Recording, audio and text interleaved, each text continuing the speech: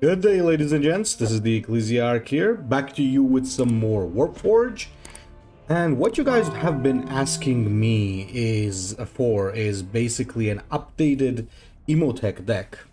Now, you might think that not a lot has changed, but there are some key things that have changed compared to my previous Imotekh deck.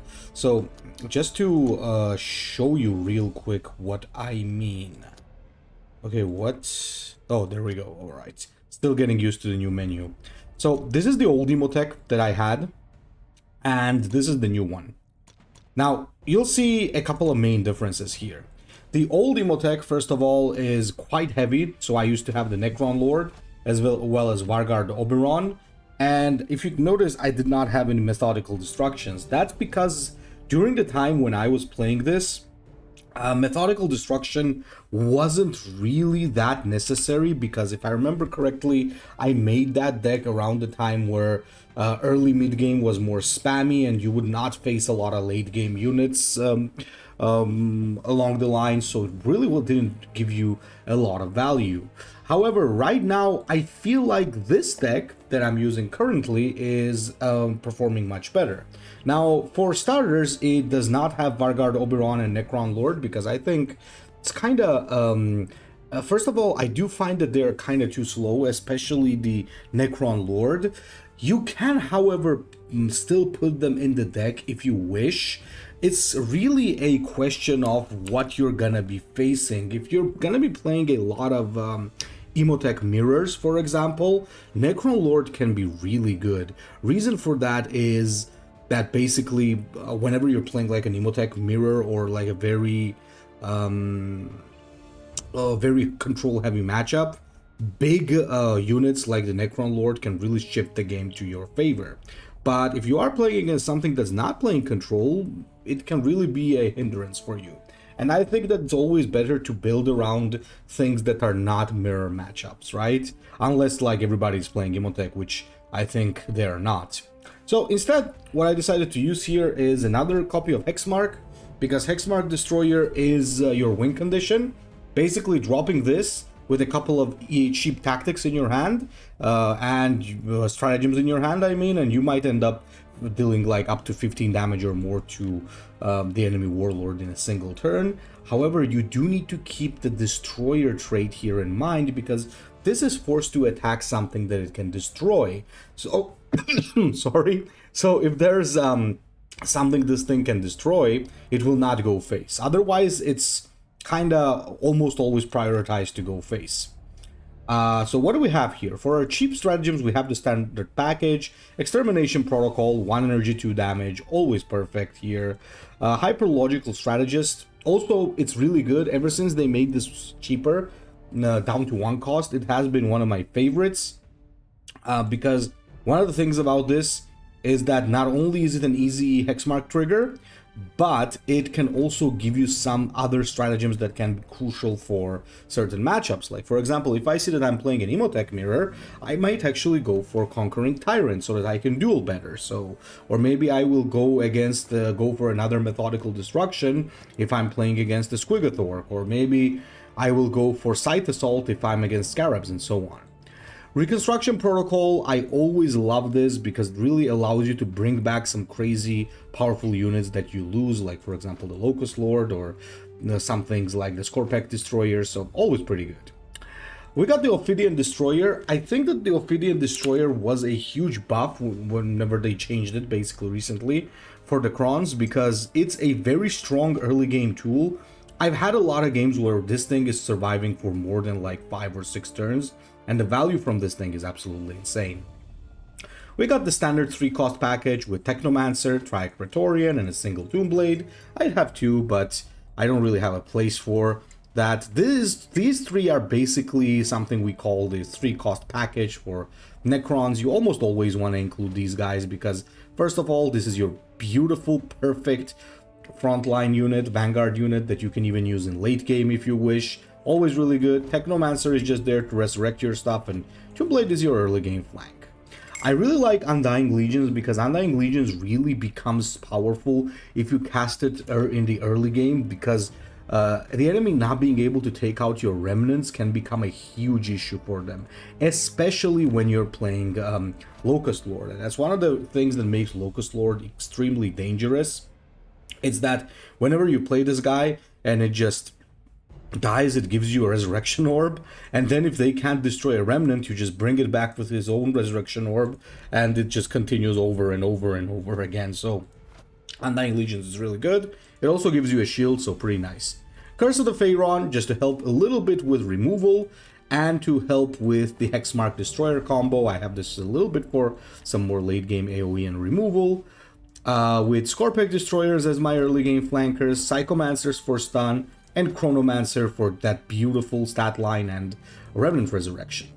Obviously for late game, what you got is your Tomb World, your basically win button, your hard removal, and Immortal Pride. Now, Immortal Pride has become a staple thing for Imotekh, mostly because his ability now goes back into your hand if it destroys something, and with double Immortal Pride it becomes a zero cost, which kind of puts you in a spot where you can end up healing more than you take damage if your opponent plays something on the board, which is pretty crazy, honestly. So I would say Immortal Pride is a must-have on Imotekh currently. So what are the strengths and weaknesses of this deck?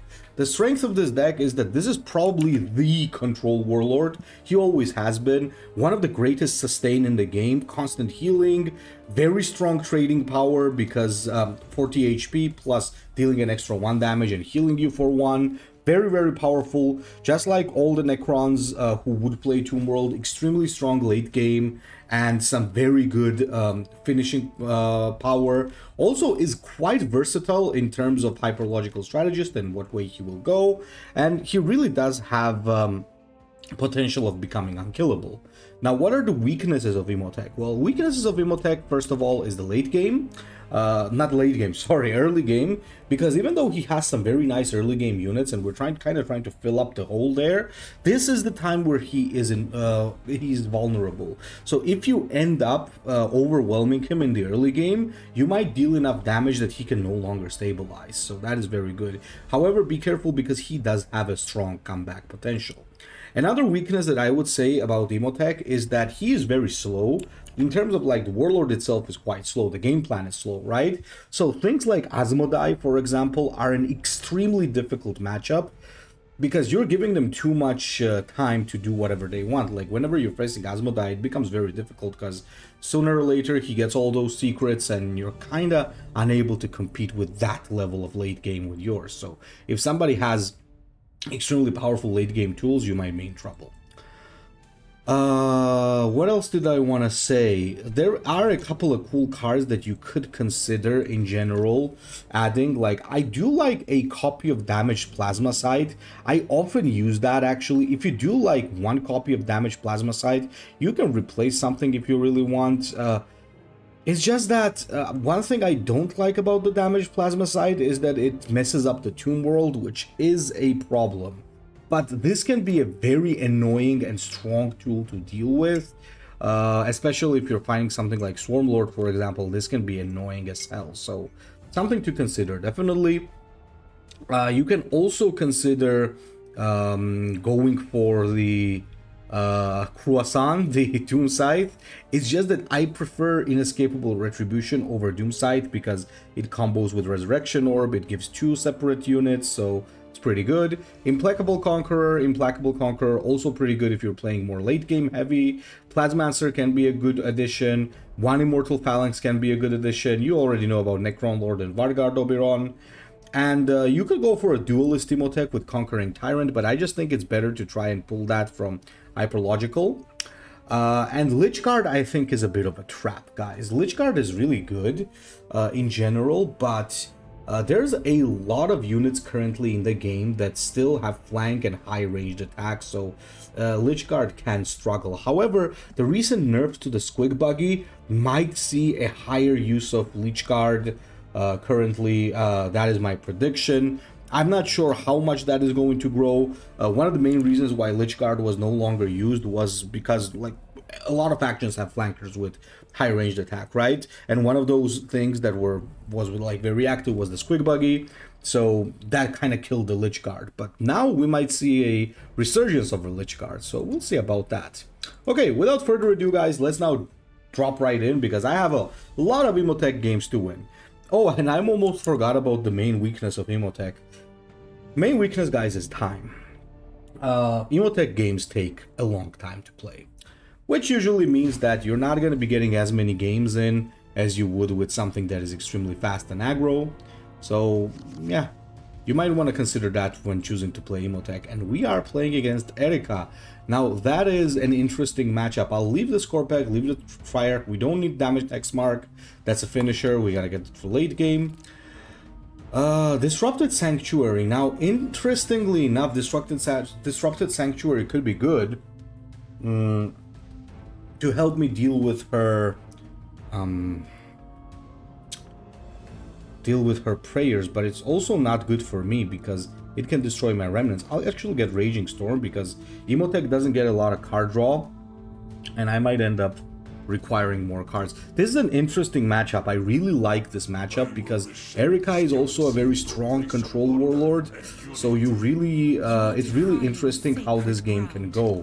It can go both ways for sure. It really depends, as always, on how fast the sisters are able to get their stuff going, if you know what I mean. Basically how fast they can get the prayers. Like maybe she starts with a prayer, the one that gives a shield. No, she does not. She does get that though, which is good. So what I'm gonna do here actually is what? I could do a couple of things here. I could just Extermination Protocol this. I think what I'm gonna do is I'm going to actually play this on the safe side and not leave this alive. So because I have my ability that constantly allows me to ping my opponent, it is pretty good. Because what happens there is that Erika's prayers are gonna become harder to pull off. I could have played a Triarch and attacked it, but this unit had prayer to deal 2 damage, which is very annoying to deal with, so I chose to rather not do it. So here, I think it's a very good play to actually do this. Now let me explain why. If Erika uses a ranged attack plus her ability to destroy this, then I can just play Chronomancer and bring it back. If she plays a Seraphim, oh, okay, that's interesting. Are you gonna face bash into that? I highly doubt you're gonna do that, right? So, I think we have a powerful play here. Yeah, she got the she got a very strong play in there, which is the Hallowed Martyrs, but I'm winning like hell on tempo, because the reason why Chronomancer is so good is exactly this. So not only does it give you a 6 health body for 5, which also comes with a remnant, by the way, it also resurrects whatever's on the board. Well, not everything, right? Oh, it's a random, yeah, not all the remnants. And it also does give you a reanimate, which you can then use on its own self next turn. So Erika is actually quite pressured here. So yeah, what she has to do is certainly she has to go about it that way. Otherwise, it's not going to be good for her, right?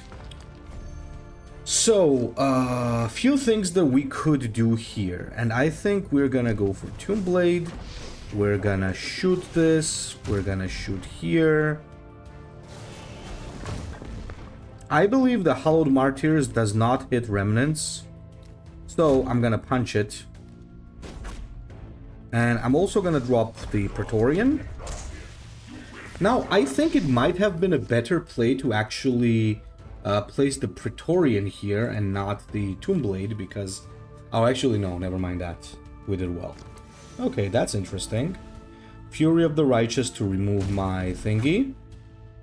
That's perfect. But we could get a resurrection here, so let's see what Hyperlogical Strategist has to offer. First of all, and we got an Ophydian Destroyer, that's crazy. Solar Pulse, Canopec Scarabs, the Scarabs are going to be kind of useless here. I say we got another Methodical Destruction going. Drop an Ophydian Destroyer. And let's just ping her a little bit here. And we can just pass.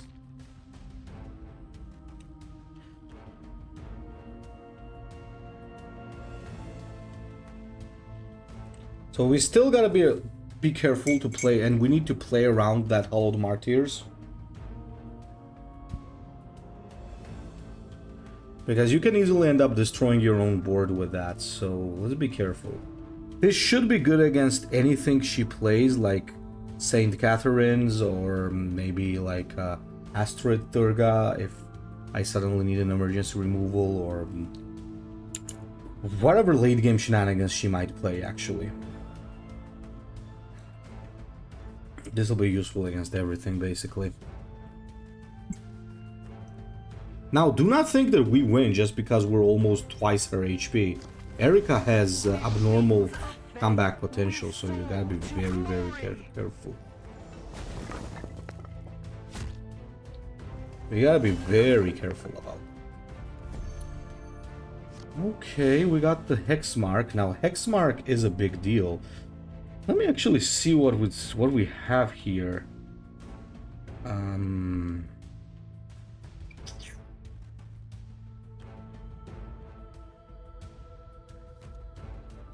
Let's actually do this. So what we do is we punch here. We also punch you. We also do this.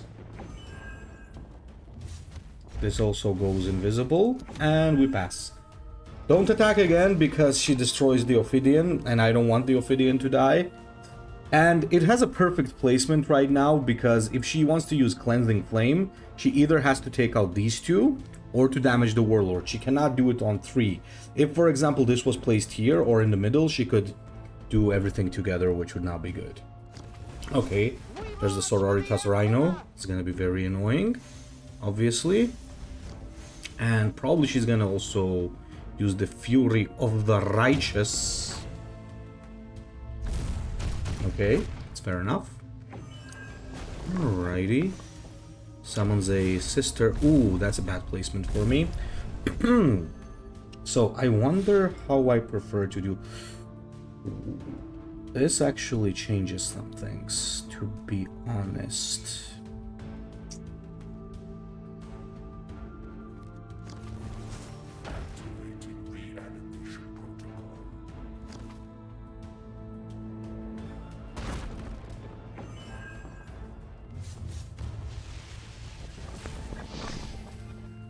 Yeah, I can do a full clear. I just made a small misplay, which I'm not proud of, by the way. The misplay being that I left this exposed. Silly me. Bad misplay, boys. Don't do this at home.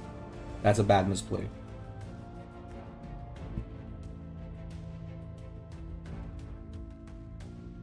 Well, at least we have her stun, so her ability is not enough to destroy my Ophidian. There's also the Mancer here.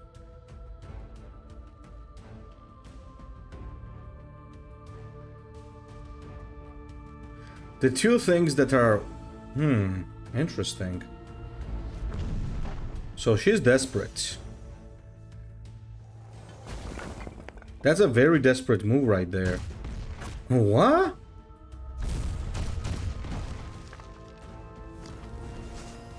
The blood of martyrs is the seed of the Imperium. So that's actually one of the problems why you don't want to play too many early game trash units with Erika, because if you get them in the mid-late game, then they're kind of useless. So that did put her in a bit of a bad position, I think. Alright, let me just grab some packs and let's go for the next game. I think overall, we played that game quite well. The only big mistake I made was leaving my Ophidian exposed towards the end there. That can be a game-losing mistake, by the way, so I'm not saying it's a small one. Oh, Lucius. Now, Lucius is a problem. I'm gonna keep Immortal Pride in my hand. I'm gonna get rid of Hexmark, keep Praetorian.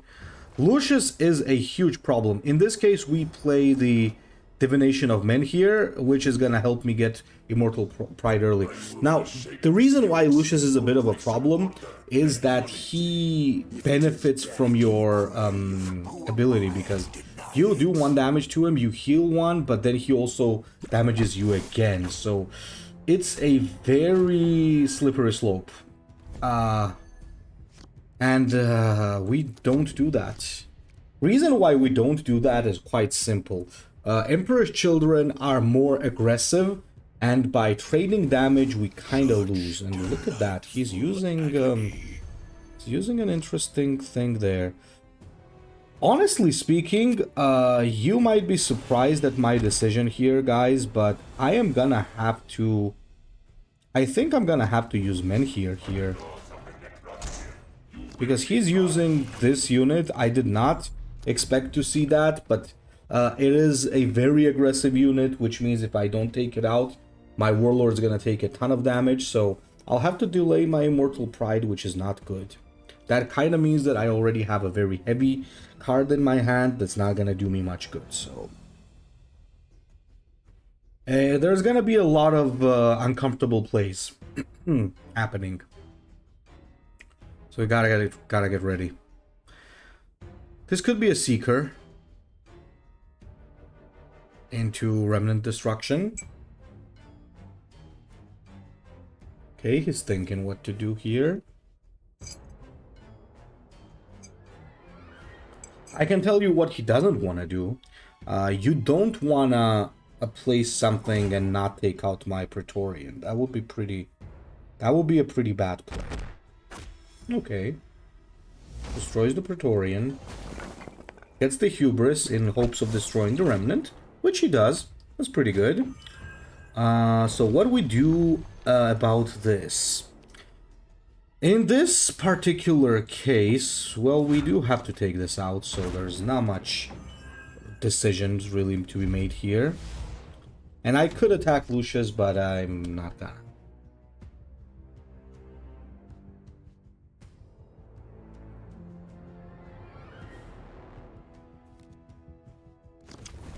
I think we might lose now. That is already... Well, unless I get my thing.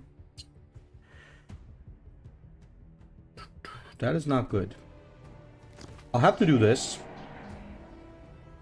And pass.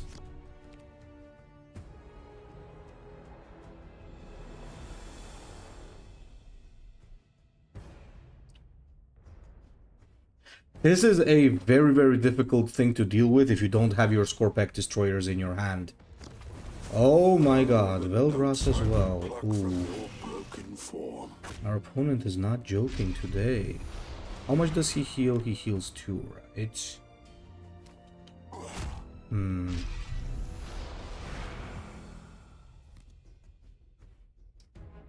the Quicksilver Grace. It's not good. Does he first attack, or yeah, he first attacks and then he gets the thing. Okay, so I drop this, obviously. I smack here. It's gonna heal for 2. And I'm not gonna be able to take it out. Yeah, this is GG, unfortunately. Well, I mean, it's a good example. Good example of how you can be overwhelmed in the early game.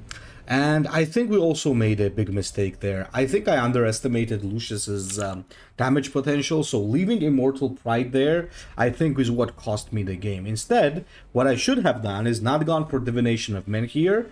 Instead, I think I should have gone for the one that gives me an extra Extermination Protocol, and I should have swapped the Immortal Pride in hopes of getting some flankers, because being unable to do that kind of put me in a position where I could no longer deal with the Terminator, so... Well, it's what it is.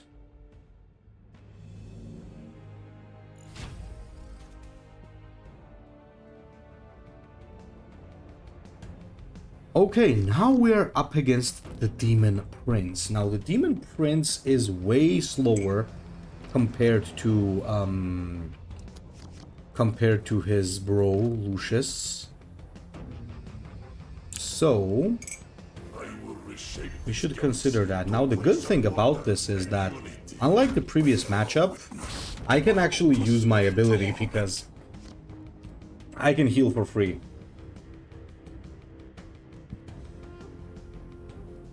With Lucius it's difficult because when you strike him with your ability, he lashes you back. So technically speaking, you don't get the healing.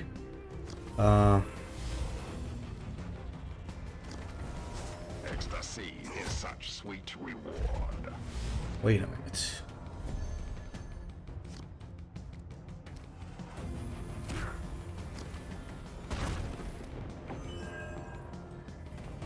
You don't get a healing, but you don't lose any HP either. So I basically missed the free damage on Lucius there. Brain friggin' freeze. Oh, that's not good. Well, that wasn't the reason why we lost the game, but... Oh my. Okay, I'm gonna write this in the comments so that you guys don't make the same mistake. I just realized now. You heal once, so... Technically speaking, you do 1 damage for free. You don't heal, but you don't do the damage either. Yeah. That was a big mistake from my part. Huh. Such a stupid mistake too, honestly. Oh, that's alright. Okay, we gotta get rid of this. This is one of their win conditions. Let's hope he doesn't follow up with another one. We can deal with another one as well, but... it will be quite annoying to force to deal with that. Okay, Dark Operations. Means he's got a slow turn. That's good. Plays an Allurus. What?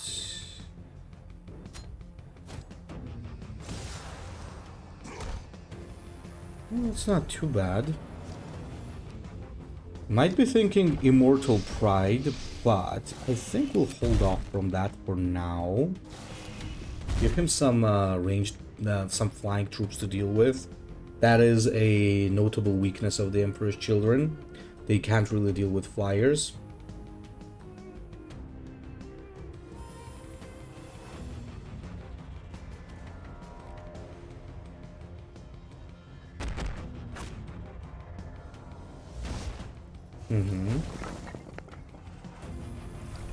Okay, alright, that works.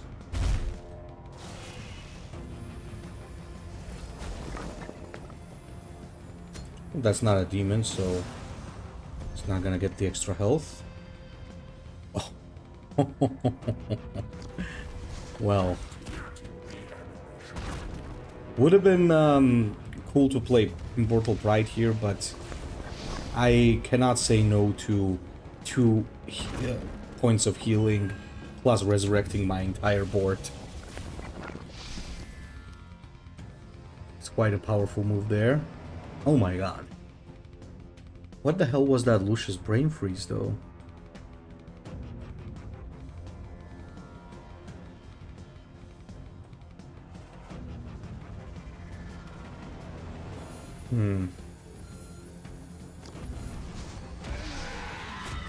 Okay, Fiend. Excessive Vigor, maybe also goes for Mark of Slaanesh here. Nope. Takes the Silk again. He's about to hit the Ecstasy, meaning he's gonna get a permanent boost to the damage.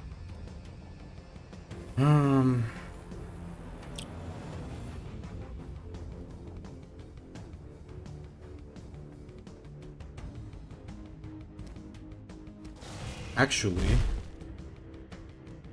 I think this is a great moment to... This is a great moment to do this. So one thing you really want to do, guys.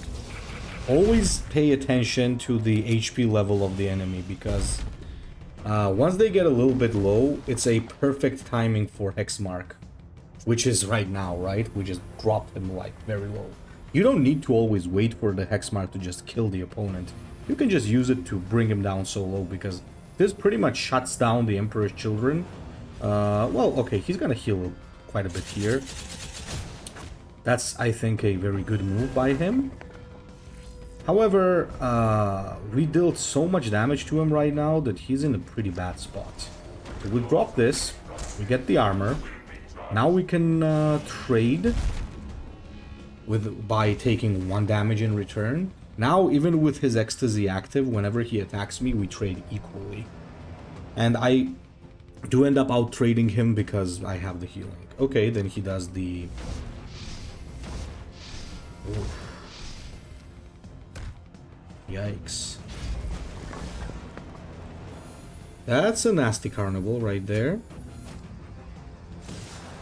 But we do have a great way of dealing with that. So what we do is we're gonna... Really, brother?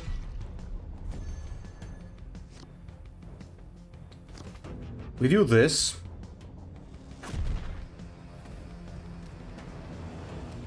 We do this. And we whack him again.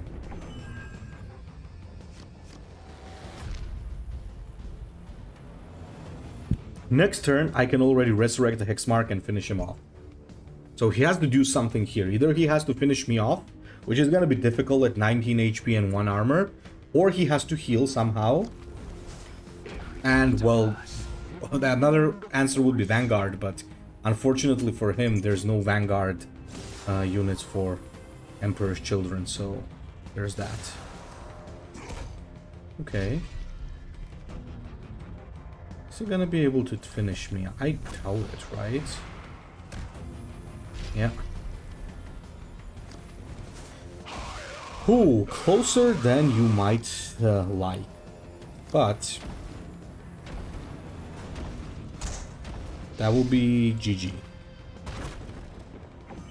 Now, whenever it has lethal, it always will go face, so you don't have to worry about that hitting something else. When it has lethal and there's nothing blocking the way, the Hexmark will always finish the opponent off, so that's pretty good. Alright, let's go and play another game, and let's see what we can do.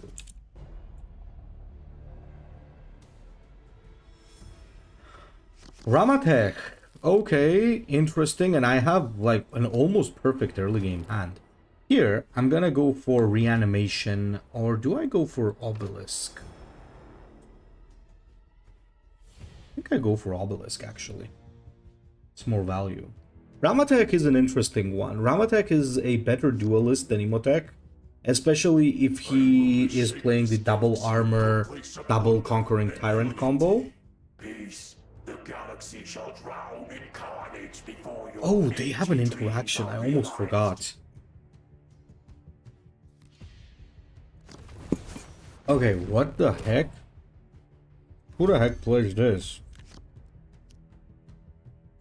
I cannot do that. I still play a little bit defensive because now I see that he plays his Plasma Sight. Probably it means that he is playing a Destroyer heavy spam deck. So there's 2 ways to play Ramatekh, honestly. Well, 3 ways actually.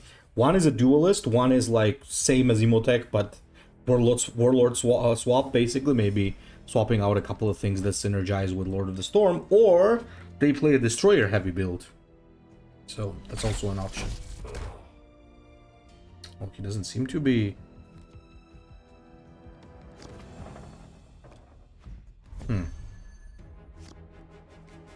You know what? Let me make sure he doesn't get too much stuff here. Let's destroy the Remnant. Maybe his plan was to resurrect that and until it started giving a lot of value. Well, I don't know.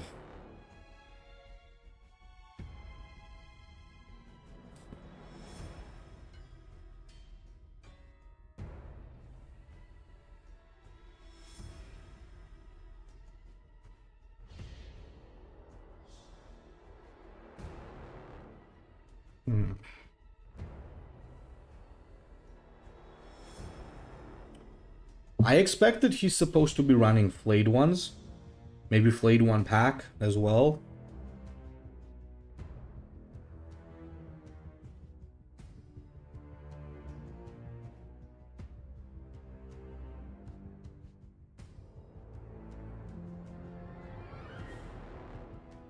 Okay, what's up, man? In time, I will rule. Did he get disconnected? Please don't get disconnected. No, there he is. Okay, that actually makes a lot of sense, to be fair. So, I need that to go, obviously, so what I'm gonna do is this. It's not gonna destroy the remnants, unfortunately, but it will give me an Ophydian Destroyer setup for later, which is great. Almost forgot, this guy does have that Destroyer synergy with +1... oh, no. I think he's a beginner. Hey, man. That's a very bad card. You don't use that card ever. It's a bad card. Let's get rid of the flayed one.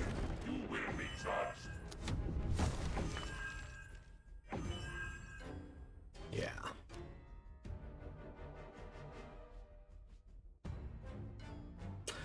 Either he's a bit of a beginner in terms of Necrons, or he's trying something new, which is also possible. But I think in general, this card right here, it's a bad one.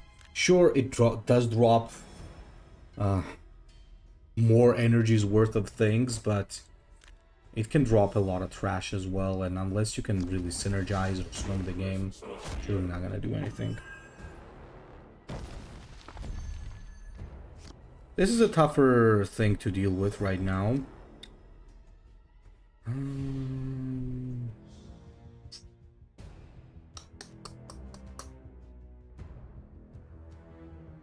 How do we want to deal with this? I don't want this to get removed.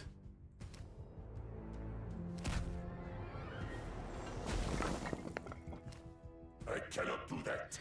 Oh, only attacking the units you can destroy, huh? Okay.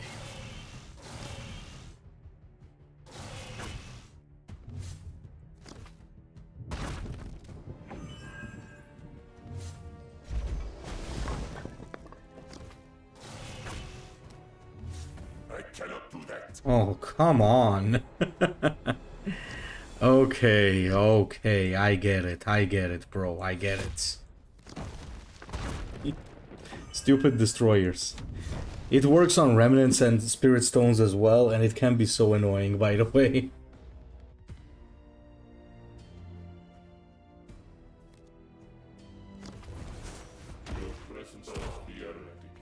You know, this is kind of starting to get a little bit annoying.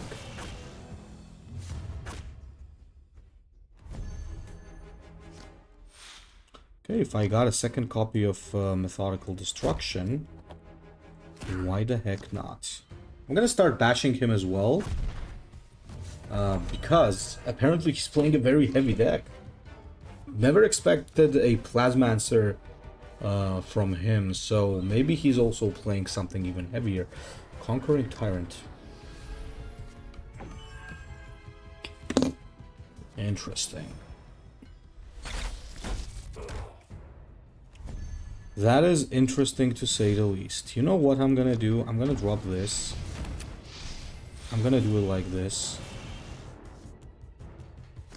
And I'm gonna ping him.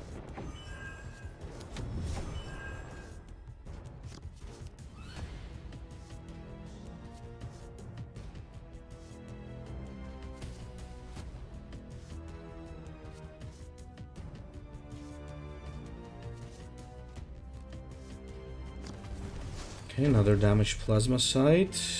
Ooh, that's not too good. Alright, that's not too bad.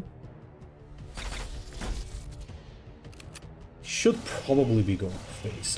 I think it's not correct not to go face there. Honestly speaking. Destruction Protocol. How do we want to do this? Obviously we want to do this.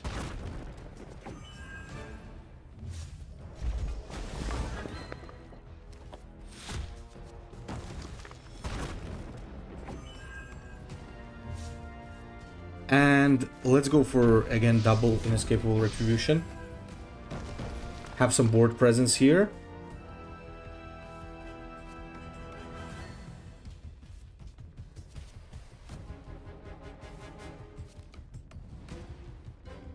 Another one of those, okay. This is a minor setback. It will not save you from Alright. annihilation. I don't think he needed to give up there, by the way.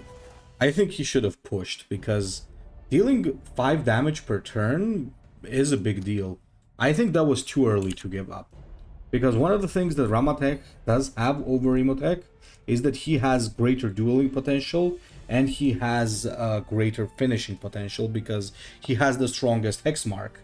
Because he can armor it up, which means that the Hexmark can attack more times before it actually gets destroyed. So that's something you want to keep in mind, for sure. Alright, gentlemen, let us push for the next game. Let's see what we get.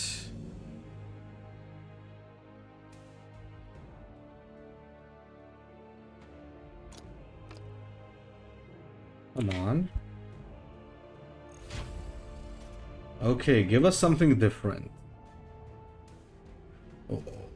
Ooh.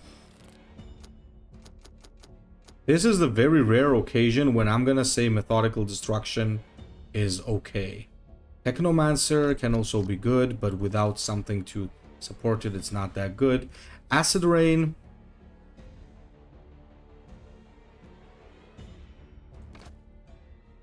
Honestly, Acid Rain works both ways, but I think it's gonna support me more than it's gonna support him. Because he's gonna have a lot of annoying units that I need to deal with throughout the game. I can outstrate him, that's for sure. You guys know what is the Venomthrop's main thing. You don't need me to tell you. He's gonna be playing Norn Emissaries, so it really is gonna depend whether or not he's holding that in his hand. But that's exactly why I'm keeping Methodical in my hand, because it's a very rare case of I have to have it in whenever he plays. Now, this is good. He can destroy it using his Spirit Leech ability because of the Acid Rain, but the big plus side of this is that whenever he's attacking this with his Spirit Leech, he's not triggering the Synapse on him, which means that the Norn Emissary is being delayed, and that is very good.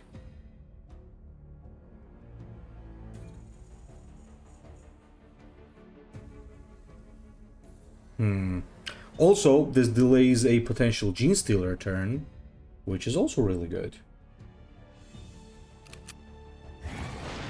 Yeah, there you go. Pretty uncomfortable move that he has to do here. There we go. It also leaves a remnant, by the way. Ooh, digestion pool to not lose tempo. Smart. Oh, however, I can deal with that. That's, I think, already a step towards losing the game, because he just lost one of his best cards for nothing. I pretty much took it out for free. The only thing that I was worried about was that I'd have to just go face with Extermination Protocol, which I kind of didn't want to do, but now I actually got a value from it, which is great. So that already means there's no Carnifex or the Gargoyle.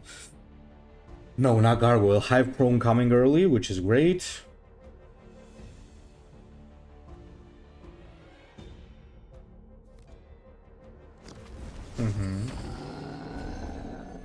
And this is another very good situation for me, because I just trade, I just bash, and I get my Destroyer back, so value. One thing about Acid Rain is that our Hexmarks are gonna be worse, but I think it's still kind of worth it, because the main thing about Tyranids is their power to really build an indestructible board, and Acid Rain on somebody like Imotekh, who can keep spamming his ability, is really, really good.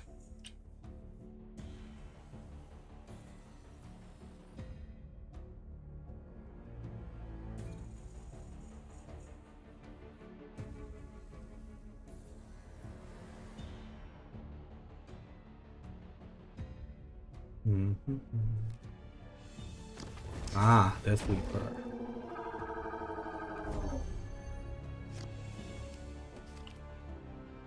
All right.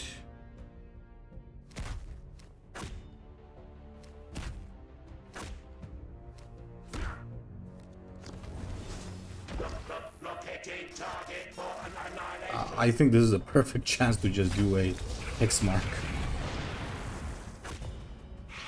Yeah, there you go. Price the HP was already too much for the Venomthrop, I think, guys. It was a little bit too much. Okay, finally, let's play one more game. So we're almost done with our Necron wins, which is really good. So yeah, Imotekh is one of those warlords you can... Oh, okay, another one. Finally, I have a Lokhust Lord. Do I leave it? Yes, I think I do, right? And I definitely want to get the Awakened Obelisk here because it's gonna be... I'm gonna need more pings now that I don't have the Acid Rain. It's gonna be scarier. And he starts with infinite biomorphologies. Ooh, this might be an example of the game going absolutely differently from the previous one. He has such a powerful start. And if he also has the Norn Emissary in his hand, and if he got stealth, oh boy, are we gonna be in trouble. This is gonna hurt as hell. And he plays a Gene Stealer. Yikes. It's not too good. We do have a Triarch Praetorian to answer him with. We have to bash, by the way. We cannot really play this game passively because he is very dangerous. And we have better trading power. He has less HP. So he chose health from infinite biomorphologies, which is a great piece of news for me. Because that means he did not get... really? He did not get stealth. Okay, so he goes into stealth mode. I can do that too. Solar Pulse. This could actually save my game, by the way. Now that he has Gene Stealer presence, I cannot bash him anymore because all the damage he's going to be dealing is nuts.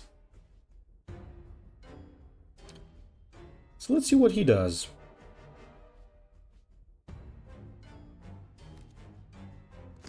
Okay, makes that Gene Stealer even bigger. Does he have another stealth to deal with this? No, doesn't seem like it. Well, that is absolutely perfect for me then, because don't mind if I do.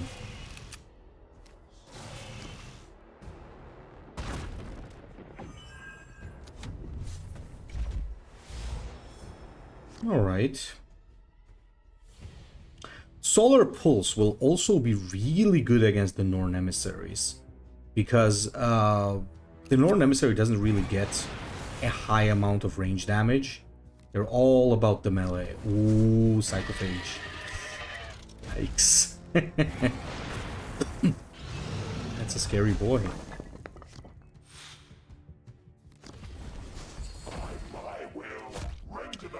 In this case, I am consenting to taking 6 damage to my face, because this guy right here that I played is insanely strong.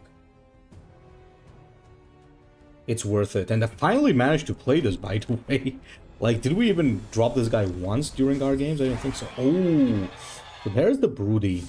Now, in this case, we have the beautiful answer for it. Oh, I also got the Immortal Pride. That's so unfortunate that I cannot use it. So, say goodnight, my dear.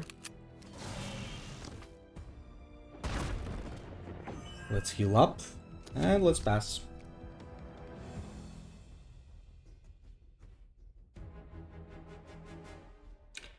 Now, the worst thing that can happen is him dropping 2 Norn Emissaries. You think that cannot happen? Just watch him.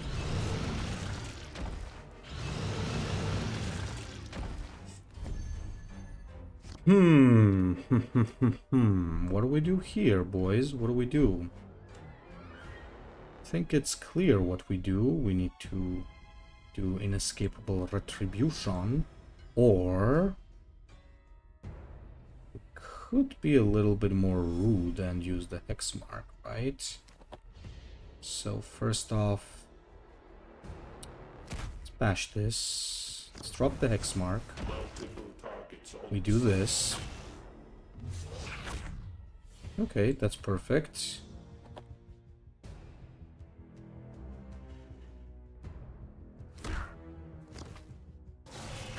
Shoot it again.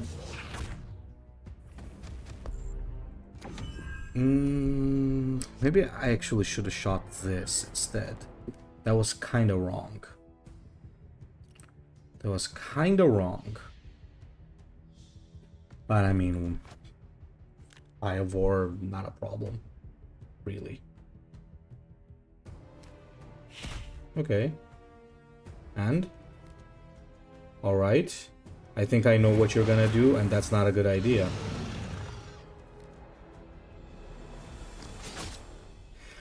Oh, okay. I think that's pretty cool. I take that. I take that. I understand. So I thought that he was gonna clear and then do it, and I would get a huge resurrection orb value, but looks like he did it smart, which is great. Let's do it like this. Let's also do this and get my Lokhust Lord back.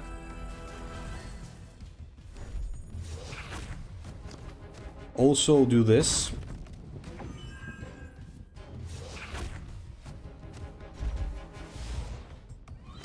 And do this. And also attack him.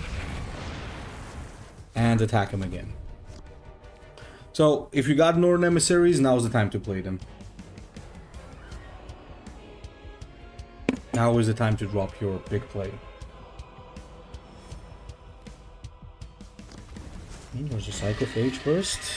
Apex Predator. Ooh. Nasty business. Takes out Spirit Leech. Obviously, that's good.